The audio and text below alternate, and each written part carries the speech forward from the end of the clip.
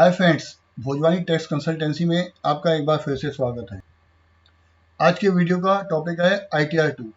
जैसा कि आप लोग जानते हैं कि ITR 1 और ITR 4 की मैंने वीडियो अपने YouTube चैनल पे अपलोड कर दी है और उन्हें जाके आप वहाँ पे देख सकते हैं।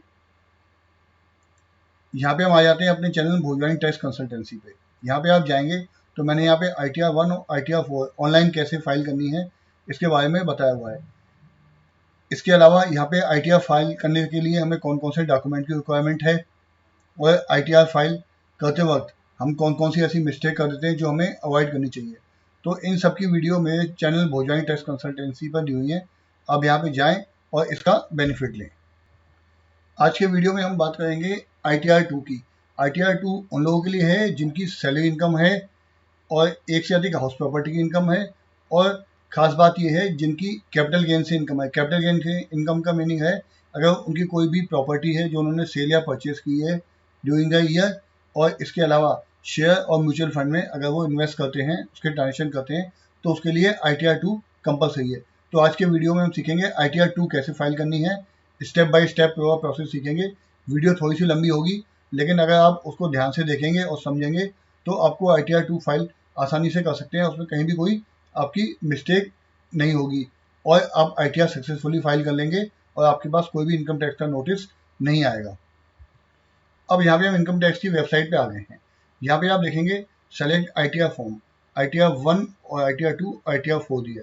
ITR 1 और 2 की मैंने वीडियो अपने YouTube चैनल पे अपलोड कर दी है, वहाँ पे आप जाके देख सकते हैं। अब हम आज बात करेंगे ITR 2 की। ITR 2 फाइल करने के लिए यहाँ पे ITR 2 सेलेक्ट करेंगे, प्रोसीड विद ITR 2 पे क्लिक करेंगे। क्लिक करने के बाद यहाँ पे एक पॉपअप मैसेज आता है, इसे ओके कर देंगे और यहाँ पे गेट स्टार्टेड पे क्लिक कर। अब यहाँ पे क्लिक करने के बाद हमारे पास यहाँ आप देखेंगे 3 ऑप्शन आते हैं। सबसे पहला है कि taxable income is more than basic exemption limit. अगर आपकी इनकम ग्रेजुएशन लिमिट से ज़्यादा है तो आप ये ITR फाइल करेंगे। इसके अलावा आप यहाँ पे ऑप्शन देखेंगे कि आपके पर कौन सा ऑप्शन एप्लीकेबल होता है, उस पर क्लिक कर देंगे। नहीं तो यहाँ पे आप अदर पे क्लिक करके कंटिन्यू पे प्रोसेस कर देंगे। अब कंटिन्यू प्रोसेस करने के बाद आप देखेंगे यहाँ पे कई सारे शेड्यूल दिए हुए हैं। सबसे पहले जनरल शेड्यूल में जनरल इन्फॉर्मेशन देनी है आपको, और शेड्यूल, और इसके अलावा आप यहाँ पे जाएंगे इनकम टैक्स पे क्लिक करेंगे तो यहाँ पे आपको कई सारे शेड्यूल मिल जाएंगे। सबसे पहला शेड्यूल हम सेलेक्ट करेंगे, शेड्यूल फॉर सैलरी, जो पहले से ही सेलेक्ट है। हाउस प्रॉपर्टी की इनकम पहले से है।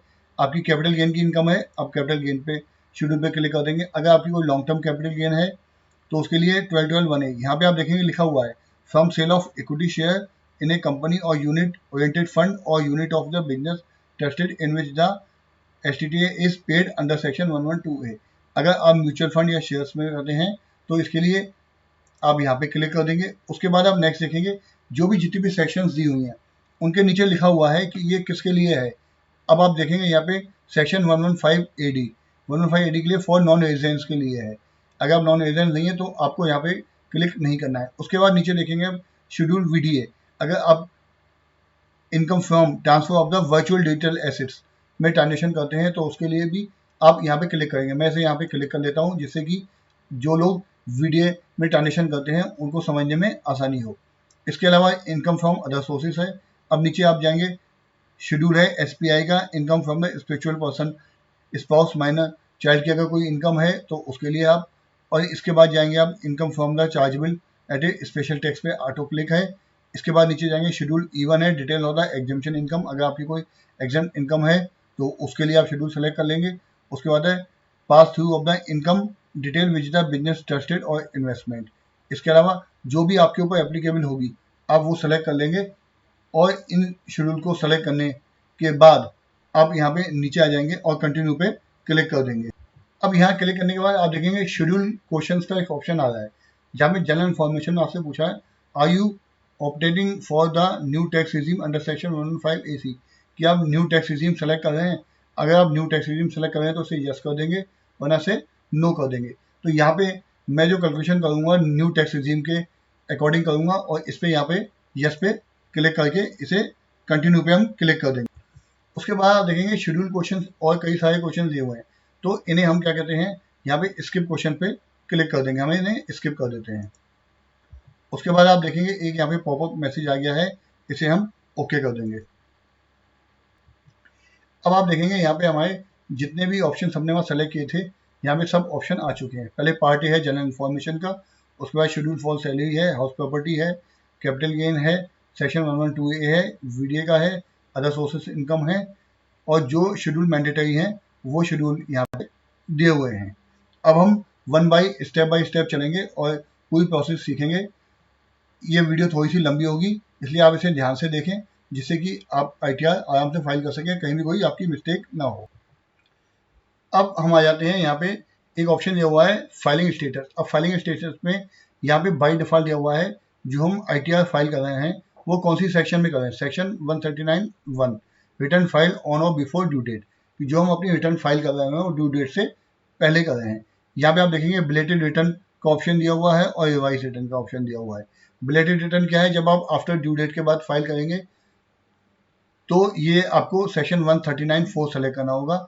और इसके अलावा अगर आपकी रिटर्न में कहीं भी कोई प्रॉब्लम आती है या आपने कोई गलत रिटर्न फाइल कर दी है तो आप सेक्शन 139(5) सेलेक्ट करेंगे।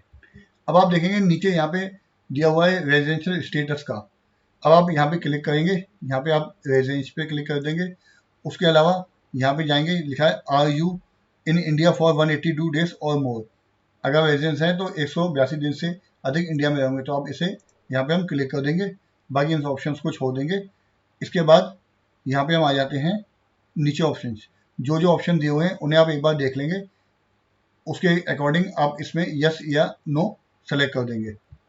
अब आप यहाँ पे देख लें इन सब ऑप्शनों को मैंने नो क्लिक कर दिया है। उसके बाद एक मेन चीज आती है बैंक डिटेल। यहाँ पे जो आपकी बैंक डिटेल होनी चाहिए वो प्रॉपरली बिल्कुल ठीक होनी चाहिए। आपका अकाउंट नंबर, आपका IFSC कोड पूरा कंप्लीट ठीक होना चाहिए। अगर आपका अकाउंट वैलिडेट नहीं है तो आप उसे पहले यहाँ वैलिडेट कर दें। यहाँ आप देखेंगे यहाँ पे ऑप्शन दिया होगा वैलिडेटेड का, तो ये अकाउंट यहाँ पे वैलिडेट है।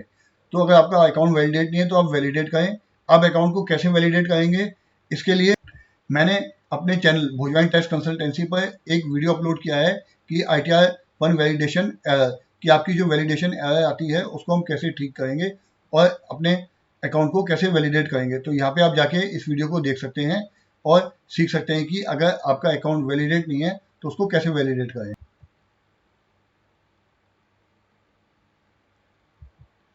अब आप देखेंगे कि जो हमारा पहला ऑप्शन था जनरल इन्फॉर्मेशन का, उस पर ग्रीन टिक हो गया है, कंफर्म, यानी वो फिल हो गया है। अब दूसरे ऑप्शन पे आते हैं हम सैलरी शेड्यूल पे। सैलरी शेड्यूल पे क्लिक करने के बाद आप देखेंगे यहाँ पे हमसे ग्रॉस सैलरी पूछ रहा है और जो भी हमारी डायरेक्शंस हैं वो हमें डिटेल भरनी होगी। अब यहाँ पे ऑप्शन दिया हुआ है ग्रॉस सैलरी का। उसके बाद हम नीचे जाएंगे, यहाँ पे हमें ऐड अनदर अकाउंट पे क्लिक करना होगा। अब यहाँ पे मैंने एक अपने क्लाइंट का डेटा बनाया हुआ है, तो उस डेटा के हिसाब से हम समझते जाएंगे कि कैसे कैसे हमें ITR 2 में डेटा पूरा फिल करना है। तो सबसे पहले हम बात कर लेते हैं इनकम फ्रॉम सैलरी की, क्योंकि ग्रॉस इनकम जो है 7 लाख रुपीज़ है और हम चल रहे हैं न्यू टैक्स रिजीम के हिसाब से। तो यहाँ पे मैंने सैलरी की इनकम फीड कर दी है और उसमें स्टैंडर्ड डिडक्शन है जो 75,000 आ गई है। तो जो उनकी सैलरी इनकम है 6,25,000 है, तो इसे हम कंफर्म कर देंगे यहाँ पे। अब आप देखेंगे कि हमारे 2 शेड्यूल फिल हो चुके हैं। अब तीसरा शेड्यूल आता है इनकम फ्रॉम हाउस प्रॉपर्टी पर। तो इनकम फ्रॉम हाउस प्रॉपर्टी के लिए हम यहाँ पे इसे क्लिक करेंगे। अब यहाँ पे शेड्यूल हाउस प्रॉपर्टी का है, यहाँ पे ऑप्शन दिया हुआ है हाउस फंड। तो हम यहाँ पे क्लिक करेंगे। क्लिक करने के बाद आपको यहाँ पे नीचे ऑप्शन आता है do you want to add a more breakup of the value. तो आपको यहाँ पे डिटेल फिल करनी पड़ेगी। उसके लिए आप ऐड अनदर पे यहाँ क्लिक करेंगे। अब क्लिक करने के बाद आप देखेंगे कि यहाँ पे आपको एड्रेस ऑफ द प्रॉपर्टी पूछता है, टाउन, सेलेक्ट द स्टेटस कि इसमें आपका जो भी स्टेट है वो कौन सा है, पिन कोड, ये पूरी डिटेल आपको एक बार ओनर ऑफ द प्रॉपर्टी और प्रॉपर्टी ओन्ड को ओनर है या सिंगल ओनर है या type of the house property क्या है। तो टाइप ऑफ हाउस प्रॉपर्टी हमारा लेट आउट है, तो ये हम पूरी डिटेल एक बार फिल कर लेते हैं। अब यहाँ पे हमने उनकी शीट बनाई हुई है। जो उनका एनुअल रेंट है वो 6 लाख रुपए है, म्यूनसिपल टैक्सेस 30,000 के हैं और जो उनको स्टैंडर्ड डिडक्शन मिलेगी वो 30% की स्टैंडर्ड डिडक्शन है और उन्हें इंटरेस्ट ऑन हाउसिंग लोन लिया हुआ है 1,20,000 का, वो पे करते हैं। तो इन सबको डिटेल्स को हम ITR में फाइल करेंगे। अब यहाँ पे आप देखेंगे section 24B interest on borrowed capital, कि जो भी हमने लोन लिया हुआ है उस पर जो हमें इंटरेस्ट पे करते हैं उसकी हमें डिटेल इस शेड्यूल में देनी है। तो इस शेड्यूल पे जाएंगे, हम इसमें पूरी डिटेल फिल करेंगे। अब यहाँ पे जाके आपको ऐड अनदर पे यहाँ पे क्लिक करना होगा। अब आप क्लिक करने के बाद आप देखेंगे यहाँ पे काफ़ी सारे ऑप्शन दिए हुए हैं। यहाँ पे देखेंगे सबसे पहला ऑप्शन है लोन टेकन फ्रॉम, कि लोन कहाँ से लिया गया है, बैंक से लिया गया है। उस बैंक के लोन नंबर लिखेंगे, लोन का अमाउंट लिखेंगे, लोन की सैंक्शन डेट लिखेंगे और टोटल कितना लोन लिया था वो लिखेंगे और कितना लोन का रीपेमेंट आपने लास्ट डेट फाइनेंशियल ईयर में कर दिया है। तो ये पूरी एक बार डिटेल पूरी फिल कर लेते हैं हम। अब आप देखेंगे यहाँ पे मेरा सैलरी का शेड्यूल और हाउस प्रॉपर्टी का शेड्यूल दोनों फिल हो चुके हैं। अब हम आते हैं मेन जो हमारा शेड्यूल है कैपिटल गेन का, जो कि ITR 2 में सबसे मेन शेड्यूल है। और इसको हमने कैसे फिल करना है इसे बहुत ध्यान से देखिएगा, जिससे कि आप कहीं भी कोई गलती ना करें। अब यहाँ पे आप देखेंगे शेड्यूल कैपिटल गेन में एक शॉर्ट टर्म कैपिटल गेन दिया हुआ है, लॉन्ग टर्म कैपिटल गेन दिया हुआ है। हमारे केस में आप देखेंगे long term capital gain house property से हुआ है। यहाँ एक हाउस प्रॉपर्टी परचेज की गई है जो कि जुलाई 2012 में की गई थी और उसको सेल किया गया था दिसंबर 2024 में। तो यहाँ पे हम देखेंगे कि जो हमारा सेल प्राइस है वो 60 लाख रुपए है और जो क्या कहते हैं हमारी कॉस्ट है वो है 25 लाख रुपीज़। अब यहाँ पे आप देखेंगे कि गवर्नमेंट ने 23 जुलाई के बाद और 23 जुलाई से पहले के दो अलग अलग रेट डिसाइड कर दिए हैं। यानी कि अगर आपने प्रॉपर्टी 23 जुलाई के पहले सेल की है तो आपका 20% है, उसके बाद की है तो 12.5% है। अब इन दोनों की हम कैलकुलेशन निकालेंगे, इनमें से जो भी कम होगा वो हमें टैक्स पे करना होगा। अब हम देख लेते हैं कि यहाँ की सेल प्राइस हमारा 60 लाख है और जो हमारी इंडेक्सेशन की कॉस्ट है वो निकली है यहाँ पे 45,37,500 और विदाउट इंडेक्सेशन में 25 लाख। जो हमारा अब लॉन्ग टर्म आप देखेंगे यहाँ पे आया है 14,62,500 और यहाँ पे आया है 35 लाख। जो हमारा लॉन्ग टर्म कैपिटल गेन है वो 35 लाख है। अब जो हमें टैक्स पे करना है, जो हमारा टैक्स का रेट आएगा with indexation at the rate 20% पे, ये आएगा आपका 2,92,500 और जो विदाउट इंडेक्सेशन है उसका जो रेट है हमारा 12.5%, वो हमारा आएगा 4,37,000। तो इनमें से जो भी हमें कम होगा हमें वो करना होगा। तो आपको अपनी जो भी ITR फाइल करेंगे ITR 2, उससे पहले आपको ये पूरी अपने एक्सेल में डिटेल बना के रख लेनी है और ये डिटेल आपको खुद से ही बनानी होगी। अगर आप इस डिटेल को आराम से बना सकते हैं तो वेल एंड गुड, नहीं तो हमारी आप पेड सर्विसेज भी अवेल कर सकते हैं। अब हम यहाँ जाते हैं लॉन्ग टर्म कैपिटल गेन पे। यहाँ पे हम लॉन्ग टर्म कैपिटल गेन का ऑप्शन दिया है, इस पर हम इसे क्लिक करेंगे। उसके बाद आप नीचे जाके देखेंगे यहाँ पे दिया हुआ है sale of the land building और बोथ। अगर आपने कोई लैंड और बिल्डिंग सेल और परचेज की है तो उस केस में अब नीचे आ जाइए।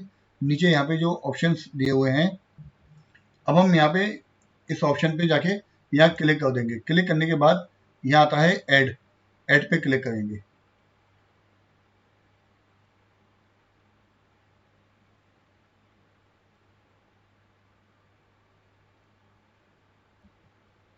अब हम यहाँ पे डेट ऑफ परचेज एक्विजिशन, जब हमने प्रॉपर्टी परचेज की थी वो डेट लिखेंगे और date of sale of the property, full value of consideration, जो भी हमने प्रॉपर्टी सेल की है उसकी क्या वैल्यू आई है वो, और value of the property as per the stamp valuation authority, तो वो भी हमारी अमाउंट यहाँ आ जाएगी। अगर हमारी स्टैम्प ड्यूटी के हिसाब से अगर प्रॉपर्टी की वैल्यू डिफरेंट है तो वो डिफरेंट लिख देंगे, अगर सेम है तो हम यहाँ पे सेम लिख देंगे। उसके बाद cost of acquisition without indexation जो हमारी आई है वो यहाँ पे हम लिख देंगे।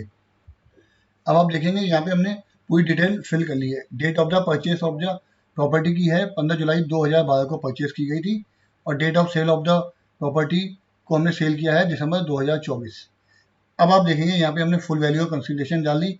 हमारे केस में जो स्टैम्प ड्यूटी की वैल्यूशन है वो भी सेम ही है। इसके बाद हमने यहाँ पे लिख दी cost of the acquisition without indexation. Without indexation पे हमारी जो परचेज कॉस्ट थी वो 25 लाख है। अब आप नीचे देखेंगे कि टोटल यहाँ पे जो हमारी बैलेंस आ गया, यानी कि जो हमारी प्रॉपर्टी की लॉन्ग टर्म कैपिटल गेन है वो 35 लाख है। अब इसके बाद आप नीचे ऑप्शन आके देखेंगे तो इसने ऑटोमेटिकली सब कुछ कैलकुलेट कर दिया है, हमें कहीं भी कुछ करने की ज़रूरत नहीं है।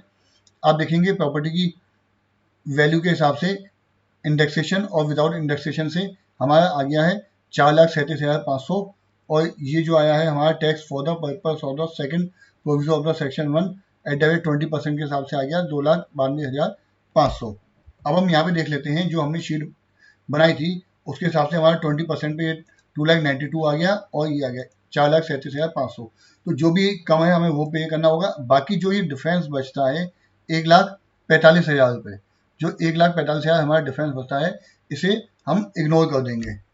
तो आप यहाँ पे भी जाके देखेंगे तो यहाँ पे भी देखेंगे 4,37,500, 2,92,500, उसका जो डिफरेंस दिया हुआ है 1,45,000, इस पर क्या लिखा हुआ है, excess amount if any that is required to be ignored as per the second provision of the section 1192A।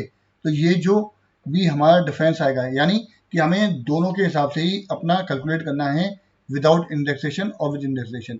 जिसमें भी हमारा कम आएगा वही हमें टैक्स पे करना होगा।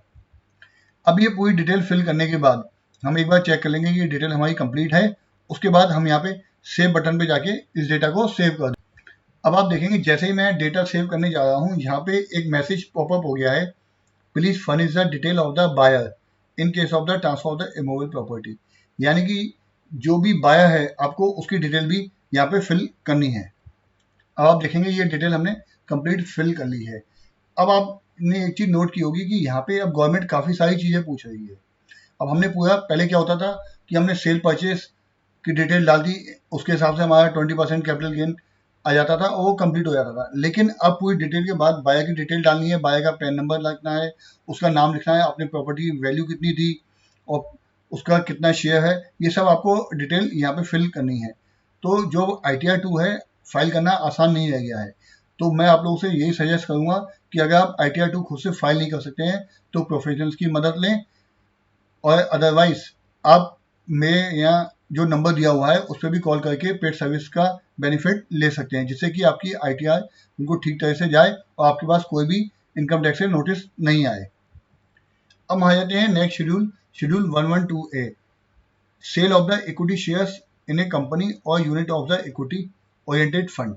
अगर आपने कोई शेयर या म्यूचुअल फंड सेल किए हैं तो उसको आप शेड्यूल 112A में डिटेल फिल करेंगे। अब हम यहाँ पे देख लेते हैं हमें कौन कौन सी इसमें डिटेल फिल करनी है। सबसे पहला यहाँ पे ऑप्शन आता है शेयर यूनिट एक्वायर्ड, कि आपने जो शेयर की यूनिट है कब एक्वायर की, बिफोर 31 जनवरी 2018 और आफ्टर 31 जनवरी 2018। तो हम इसे सेलेक्ट कर लेते हैं। हमने आफ्टर 31 जनवरी 2018 के बाद परचेज किया है। शेयर यूनिट ट्रांसफर्ड शांडर कब की है, तो इसमें हमें दोनों ऑप्शन हैं। हमारे पास दो तरह के शेयर होंगे, एक तो हमने जो 31 जुलाई से पहले के होंगे और उसके बाद जो हमने क्या कहते हैं ट्रांसफर किए होंगे 31 जुलाई 2024 के बाद। तो सबसे पहले हम बिफोर वाले सेलेक्ट कर लेते हैं। इसके बाद आप यहाँ पे नीचे आएंगे, फुल वैल्यू ऑफ कंसिडरेशन आपको लिखनी है। अब आप देखेंगे मेरे केस में यहाँ पे मैंने डिटेल बनाई हुई है, शेयर प्राइस 90,000 दिया हुआ है और परचेज प्राइस 10,000 दिया हुआ है। इस डिटेल को हम यहाँ पे फिल कर लेंगे। फिल करने के बाद इसको ऑप्शन को हम यहाँ से सेव कर देंगे। सेव करने के बाद आप देखेंगे यहाँ पे ये हमारी पूरी डिटेल आफ्टर और 31 जनवरी 2018 और उसके बाद जो हमने शेयर ट्रांसफर किए हैं बिफोर 31 जुलाई 2024 है, यहाँ पे हमारी डिटेल कंप्लीट आ चुकी है। ऐसे ही हम नीचे जाएंगे, उसके बाद ऐड अनदर पे क्लिक कर। अब यहाँ क्लिक करने के बाद उसके बाद हम यहाँ पे आ जाते हैं, जो शेयर हमारे हैं 23 जुलाई 2024 के बाद के, उसके बाद उसकी वैल्यू हम यहाँ पे फीड कर देंगे। ये हमने यहाँ पे फुल वैल्यू ऑफ कंसिडरेशन लिख दी है, कॉस्ट ऑफ एक्विजिशन हम फिल कर देंगे और फिल करने के बाद ये हमारा यहाँ पे लॉन्ग टर्म कैपिटल गेन आ गया। इस ऑप्शन को हम जाके यहाँ पे सेव कर देंगे। अब आप देखेंगे यहाँ पे हमारे दोनों तरह के जो भी हमने शेयर्स किए थे बिफोर जुलाई 2024 और आफ्टर 23 जुलाई 2024 के बाद से ये पूरी डिटेल हमारी यहाँ पे। अब यहाँ पे एक चीज और समझने की है कि जो हमारा शेयर से लॉन्ग टर्म कैपिटल गेन हुआ है वो टोटल हुआ है 1,19,000 का, जबकि हमारा जो शेयर्स की इनकम है वो 1,25,000 तक एग्जेम्प्ट है। तो इस केस में जो भी हमारी लॉन्ग टर्म कैपिटल गेन पे जो भी बेनिफिट हुआ है वो हमारा बिल्कुल भी टैक्सेबल नहीं है, ये फुली एग्जेम्प्ट होगा। अब हमने यहाँ पे अपना कंप्लीट कर लिया जो म्यूचुअल फंड थे उसका लॉन्ग टर्म कैपिटल गेन। अब हम बात कर लेते हैं जो हमारे म्यूचुअल फंड और शेयर्स हैं उनका शॉर्ट टर्म कैपिटल गेन, उसको हमें कहाँ पे इनकम टैक्स में रिटर्न में कहाँ पे फीड करना है उसको हम एक बार देख लेते हैं। अब यहाँ पे हम आएंगे शेड्यूल कैपिटल गेन, इस पे जाके जब हम क्लिक करेंगे तो उसके बाद यहाँ पे हमारे पास ऑप्शन आ जाता है। ये देखेंगे हमने लॉन्ग टर्म की डिटेल थी वो पूरी कंप्लीट फाइल कर दी थी। इसके बाद आते हैं शॉर्ट टर्म कैपिटल गेन। अब शॉर्ट टर्म कैपिटल गेन पे यहाँ क्लिक करेंगे तो यहाँ पे आपको ऑप्शन दिखाई देगा फ्रॉम सेल ऑफ इक्विटी और unit of equity oriented mutual fund on which the STT is paid 11IA for others और सेक्शन 114AD। अब यहाँ पे हम इसे क्लिक करेंगे। उसके बाद यहाँ पे हमारे पास नीचे ऑप्शन आता है एड अनदर का, यहाँ पे हम डिटेल फिल करेंगे। इसके बाद आप नीचे देखेंगे कि नेक्स्ट ऑप्शन दिया हुआ है from sale of the assets other than, अगर आपकी कोई और एसेट्स है उसकी कोई डिटेल है वो अगर आपने बेची है और amount deem to be capital gain है। इसके बाद आप देखेंगे कई सारे और नीचे शेड्यूल दिए गए हैं। अगर आपके ऊपर कोई भी शेड्यूल एप्लीकेबल होता है तो उसके हिसाब से आप इसमें डेटा फिल कर सकते हैं। तो अब हम यहाँ म्यूचुअल फंड में जाके एड अनदर पे क्लिक करेंगे। एड अनदर पे क्लिक करने के बाद अब आप देखेंगे यहाँ पे हमारे पास डिटेल आ गई है। अब हमें यहाँ पे डेटा फिल करना है कि ट्रांसफर करना है बिफोर 23 जुलाई से पहले का कौन सा है और आफ्टर 31 जुलाई के बाद का कौन सा है। सबसे पहले हम यहाँ पे फुल वैल्यू ऑफ कंसिडरेशन लिख देंगे। अब हमारे केस में यहाँ पे वैल्यू है 1,00,000 रुपए और यहाँ पे है हमारी 1,50,000। और हम देख लेते हैं यहाँ पे हमारी कॉस्ट ऑफ परचेज क्या है। कॉस्ट ऑफ परचेज जो बिफोर है उसमें 35,000 है और आफ्टर में 45,000। तो यहाँ पे हम 35,000 लिख देंगे और यहाँ पे हमारी जो कॉस्ट होगी वो होगी 45,000। ये करने के बाद आप देखेंगे नीचे ये हमारा कैपिटल गेन टोटल आ गया और इसे हम यहाँ पे एक बार देख लेंगे कि 1,35,000 ये फिट गया, 65,000 आ गया और ये जो 1,50,000 थी उसमें से 45,000 रुपये। तो टोटल ये जो हमारा कैपिटल गेन है 65,000 प्लस 1,05,000, 1,70,000 ये हमारा शॉर्ट टर्म कैपिटल गेन हो गया। इसे हम यहाँ पे सेव कर देंगे। अब यहाँ देखेंगे ये सेव नहीं हुआ, यहाँ पे एक लिखा हुआ है फील्ड इट इज मैंडेटरी। हम यहाँ ऊपर जाएंगे, यहाँ क्लिक करेंगे तो यहाँ पे सेक्शन 1 हमें सेलेक्ट करना होगा। अब सेलेक्ट करने के बाद इस डेटा को हम सेव कर देंगे। ये डेटा जब कंप्लीट सेव हो जाएगा उसके बाद अब देखेंगे हमारा शॉर्ट टर्म कैपिटल गेन का भी पूरी डिटेल यहाँ पे फिल हो चुकी है। अब यहाँ पे हम इसे कंफर्म कर देंगे। अब कंफर्म करने के बाद अब हम सीधे आ जाते हैं शेड्यूल्स पे। अब नीचे आप शेड्यूल्स पे देखेंगे जाके कि नीचे इसमें जब हमने डेटा फीड किया था तो वापस हम जाएंगे यहाँ शेड्यूल कैपिटल गेन वाले में।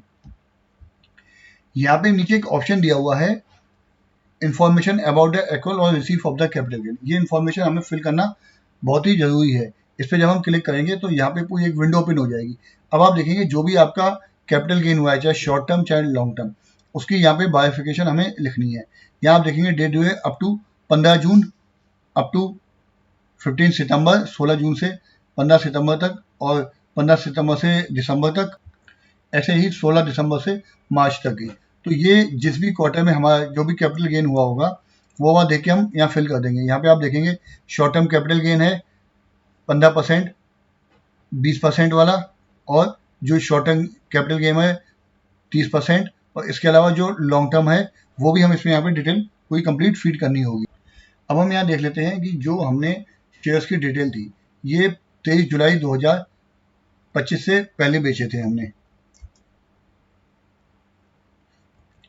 अब यहाँ जाके जो भी हमारे लिए डेटा एप्लीकेबल होगा उस डेटा को हम यहाँ से पूरा फिल कर देंगे और इसे हमें ब्लैंक नहीं छोड़ना है, इस पर पूरा डेटा हमें फिल करना है। अब इसके अलावा नेक्स्ट शेड्यूल है शेड्यूल VDA। काफ़ी सारे लोग जो वर्चुअल डिजिटल एसेट्स है यानी कि जो क्रिप्टो करेंसी है उसमें भी काफ़ी सारा पैसा लगाते हैं। तो इसे हम फीड करने के लिए मैंने यहाँ पूरा डेटा फीड कर दिया है कि जो हमारी कॉस्ट ऑफ एक्विजिशन है, डेट क्या थी ट्रांसफर की और इस पर हमारा कितना कैपिटल गेन होना, ये पूरी शेड्यूल मैंने यहाँ पे फीड कर दिया है। अब इसके बाद आ जाते हैं हम नेक्स्ट शेड्यूल है हमारा income from other sources. Income from other sources में देखेंगे आप यहाँ पे डेटा हमारा ऑटोफिल आ गया है। मेरे क्लाइंट की 64,386 की अदर सोर्स की इनकम है, उसका पूरा डेटा यहाँ पे आ गया है। यहाँ पे हम एक बार डेटा चेक कर लेंगे और इसमें हम देख लेंगे जो भी अगर हमारी एफडी का इंटरेस्ट है या सेविंग का इंटरेस्ट है वो पूरा कंप्लीट आ गया है। इसके लिए हमें 26 ईयर्स और एआईएस से डेटा पूरा चेक करना है। उसके चेक करे बिना आप इसे कंफर्म ना करें।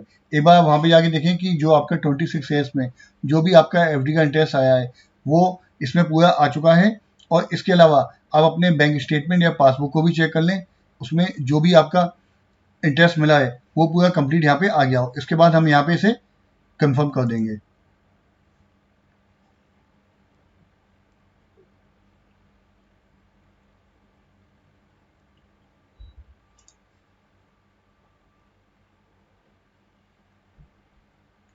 अब हम नेक्स्ट आ जाते हैं। नेक्स्ट हमारा शेड्यूल है इसमें शेड्यूल CLYA। अब हम देखेंगे इसमें हमारा पूरा डेटा आ गया है। सैलरी की इनकम आ गई है, हाउस प्रॉपर्टी की इनकम आ गई है, जो भी हमारा शॉर्ट टर्म कैपिटल गेन था, लॉन्ग टर्म कैपिटल गेन था, वो पूरी डिटेल यहाँ पे आ गई है। इसके अलावा अगर हमारा कोई भी लॉस है, यहाँ पे देखिए आप लिखा है टोटल लॉस सेट ऑफ। अगर हमारे कोई प्रीवियस ईयर में लॉसेस हैं तो वो उसे सेटअप कर देंगे। हमारे केस में कोई भी ऐसा लॉसेस नहीं है सेट ऑफ करने के लिए, तो इसे हम यहाँ जाएंगे, यहाँ पे कन्फर्म पे क्लिक कर देंगे। अब हम देखेंगे कि जो नेक्स्ट शेड्यूल है, नेक्स्ट शेड्यूल हमारा आता है स्पेशल इनकम के बारे में, जो भी हमारे स्पेशल रेट्स की इनकम है उसके बारे में। अब देखेंगे हम यहाँ पे जो भी हमारे स्पेशल केसेस की इनकम अगर है कोई भी, तो उसका डेटा हम यहाँ पे फीड कर देंगे।